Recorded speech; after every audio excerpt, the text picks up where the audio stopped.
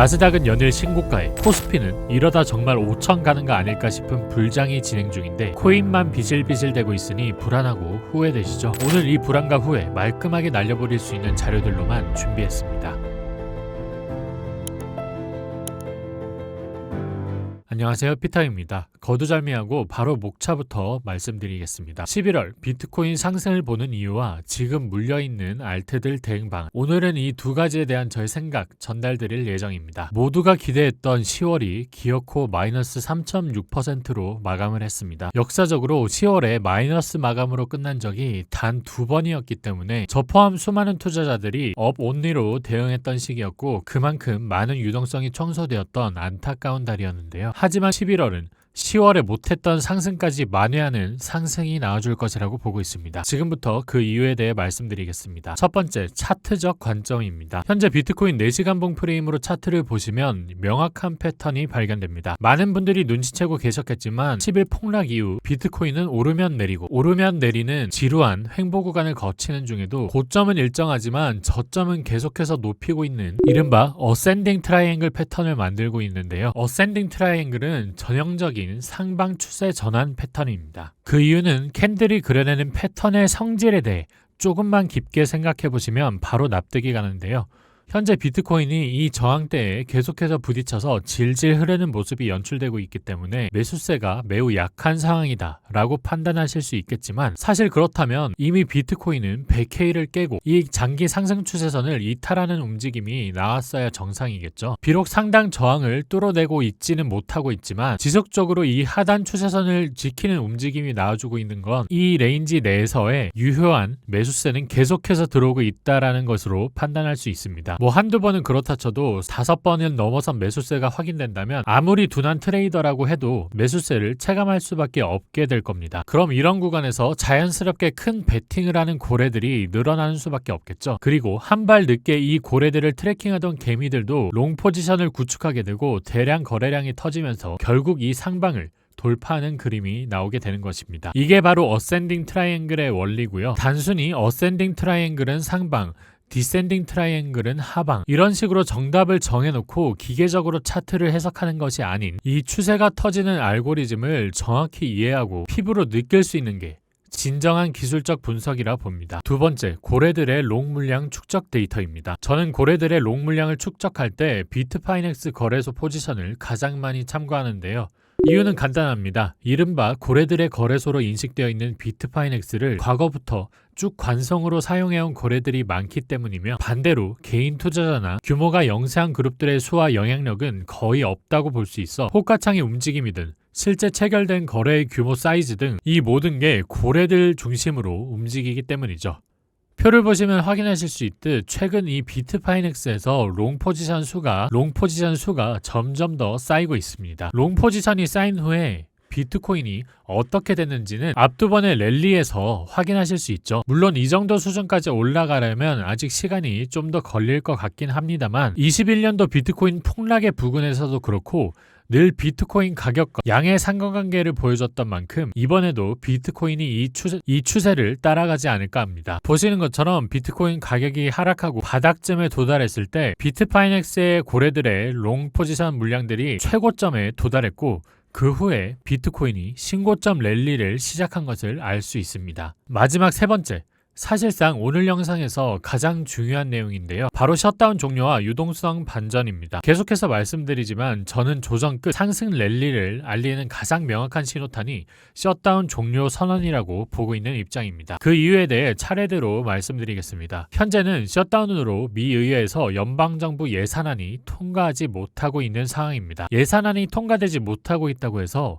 사용할 예산들이 낭비되거나 안 모이거나 하는 일은 발생하지 않겠죠. 세금은 계속해서 걷어지고 있고 그 돈은 재무부의 은행 계좌라고 보시면 되는 TGA 트레저리 제너럴 어카운트에 쌓이고 있습니다. 이미 올해 들어 최고치를 기록한 상황이고요. 말씀드렸다시피 이 TGA 잔고는 대부분 세금으로 걷어지기 때문에 민간은행 계좌에서 TGA 쪽으로 돈이 빠져나가게 되겠죠. 시중 유동성 중 일부를 재무부 계좌에 뺏기게 되는 것이기 때문에 일반적으로 TGA 증가는 결과적으로 비트코인과 나스닥 등 위험자산에는 단기적으로 압박 요인으로 해석되곤 합니다. 쉽게 말해 시중으로 풀어져야 할 돈이 안 풀리면서 동맥경화가 일어나고 있는 상황인 것이죠. 그 정도도 중요하겠죠. 실제 올 12월까지 재무부 TGA 잔고 목표 금액이 8,500억 달러였습니다. 하지만 11월 현재 이미 1조 달러를 훨씬 넘어서고 있죠. 이미 올 연말까지 모아야 할 돈은 진작에 다 모였고 점점 더 쌓이고만 있는 상태인 것입니다. 이런 상황에 설상가상으로 10월 31일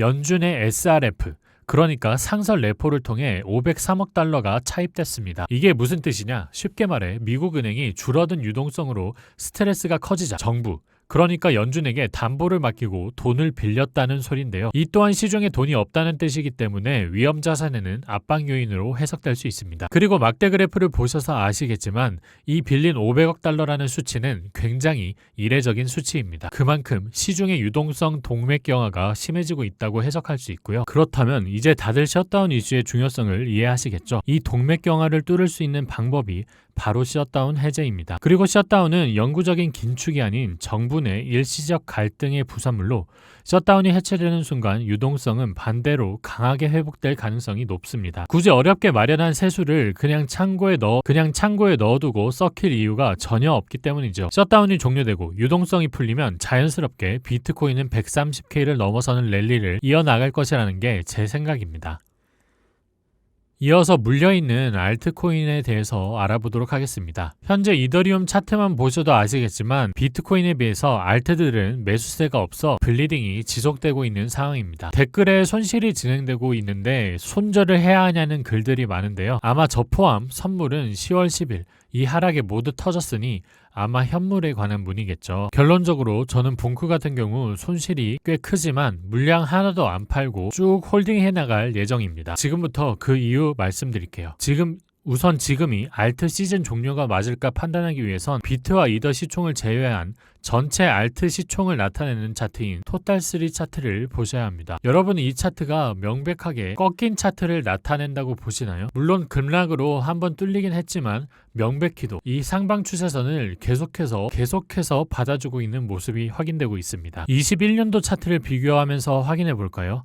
저는 사실상 알트들의 시즌 종료가 된 건 21년 5월 붓다빔이라고 보는데요. 그 이후에도 샌드박스나 NFT 코인들의 랠리가 잠깐 나오긴 했지만 그 외 대다수의 알트코인들은 지하실을 가며 심정지 차트를 만들었기 때문입니다. 따라서 5월 무렵 토탈3 차트를 보시면 명백히 드러나지만 알트들 시즌 종료가 나오는 차트에서는 반등 같은 거 없이 그냥 냈다 꽂습니다. 신고점을 감히 엄두도 못 낼 정도요. 하지만 지금은 어떻죠? 불과 몇 달 전까지만 해도 이 하락 추세선을 돌파하니 많이 그런 상황이었는데 지금 이 고각의 상승 추세선조차 쉽게 뚫어내지 못하고 있습니다. 이더리움 또한 3,000달러 후반을 잘 버텨주고 있는 상황이고요. 그리고 결정적으로 이 폭락에 대한 소재가 전혀 안 나오고 있습니다. 놀랍도록 조용하고 알트에 대한 언급들이 없습니다. 22년도 루나나 FTX급은 아니더라도 이러한 비슷한 이슈들도 전혀 없습니다. 그냥 이슈거리가 없어서 그런 거 아니냐고요? 여러분,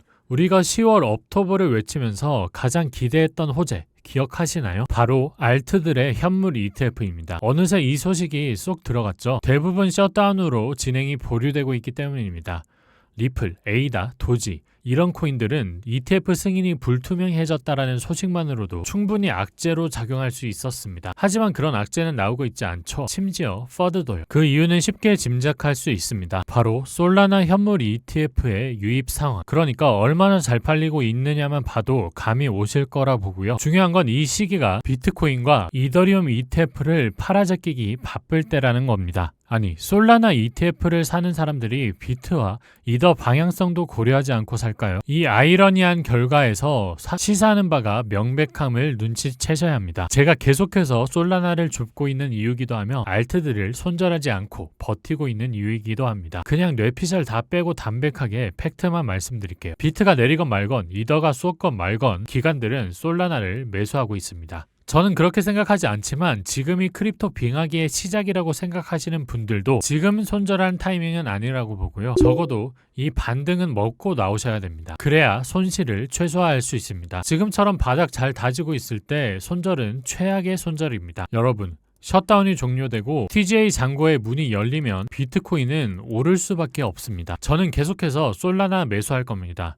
계속해서 말씀드리지만 제 포트폴리오는 이더, 솔라나, 하이퍼리퀴드, 봉크 이 4가지 코인으로 구성할 생각이고요. 판단은 여러분께 맡기겠습니다.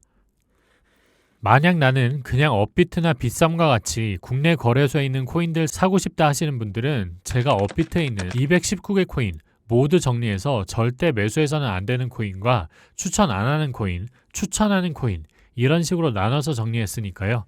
해당 자료 파일로 만들어서 텔방에 무료로 뿌려놨으니까 텔방 들어오셔서 확인하시면 될 것 같고요. 해외 거래소 포함해서 제가 추천하는 코인 리스트도 있으니까 텔레그램 들어오셔서 무료로 확인하시면 될 것 같습니다. 고정 댓글 한 번씩 확인해 주시고요. 전체적으로 한 번 더 업데이트를 마친 상태입니다. 제가 VC, 토크노믹스, 프로젝트, 내러티브 등 알트코인 수익률에 중요한 모든 걸 반영해 만든 첫 번째 리스트이며 제가 생각하는 졸업 알트들에 가깝습니다. 그냥 뭐 사야겠다 모르겠다 싶으신 분들은 이 리스트에 있는 코인들은 반드시 한번은 체크하고 매수하시는 거 추천드릴게요. 안 사셔도 되니까 제발 비교는 한번 해보고 사시고요. 매수해야 할 코인과 안 해야 할 코인의 차이를 느끼실 겁니다. 추가로 텔방에서는 비트코인과 매크로뉴스의 관점뿐만 아니라 좀 더 객관적으로 장세를 판단할 수 있는 이런 유료 온체인 데이터 자료 또한 공유드리고 있으니까요. 들어와 계시면 전체적인 장세 흐름 판단하는데 많은 도움이 되실 겁니다. 제 유튜브 채널을 좀 더 효과적으로 사용하는 방법으로 추천드리는 거고요. 현재 알트들 물려 계신 분들, 추후에 장세 전환됨과 동시에 어떤 선택하셔야 하는지 가장 먼저 공유드리는 공간이니 알트 물려 있으시거나 익절 시기 고민 중이신 분들은 꼭 들어와 계셨으면 좋겠습니다. 그럼 오늘 영상은 여기서 마치도록 하겠습니다. 오늘도 시청해주셔서 감사합니다. 이상 피터였습니다. 감사합니다.